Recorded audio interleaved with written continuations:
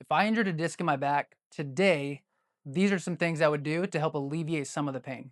If I'm First off, I'm going to show two different variations.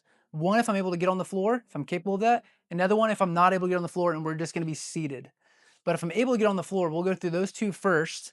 What we're going to start with is called 90-90 breathing. So laying on your back, feet propped up on a bench, couch, chair, doesn't matter, but we're going to look to be 90 degrees at the hip, 90 degrees at the knees. And all we're going to be focusing on is big diaphragmatic breaths. So if we need to, we can put our hands on our hips and breathe into our stomach.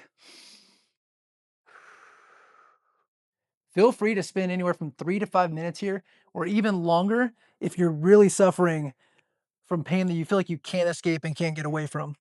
But sitting here, just breathing, getting in this position, it's a really powerful tool because the vagus nerve is what controls our sympathetic and parasympathetic nervous system. What that means is sympathetic is fight or flight, parasympathetic is rest and digest. And so if we look at being in fight or flight, especially when we have an injury like a disc injury, um, that keeps our breath really shallow. So as soon as we're able to take a big breath again and use that diaphragm, it triggers the vagus nerve to switch into rest and digest. So we can start to actually calm down the nervous system and slow down the aches and pains that we're going to and really feel a lot better. The next one, if we're able to still stay on the floor, is called a McKinsey press up. So laying on your stomach. What we're going to do here is press with our hands, looking to keep the legs and hips still. Press with our hands, working into this arch position. For this, we could still do a lot of reps here if you're able to. If it's only 5 for the day, that's fine. We're going to come back and try and do 5 more later on. If you're able to get into 15 to 20 to 30, great. The more, the better. A little trick here, the closer your hands are underneath you, the bigger the range of motion. The farther our hands are away, it makes it easier to be in control of a smaller range of motion as we work into extension.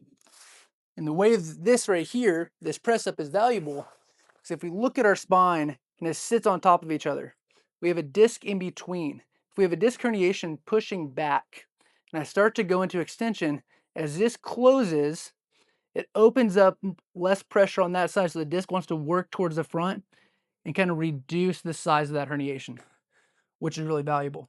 The next one, let's say we can't get on the floor to do these two exercises. Let's go over seated variations.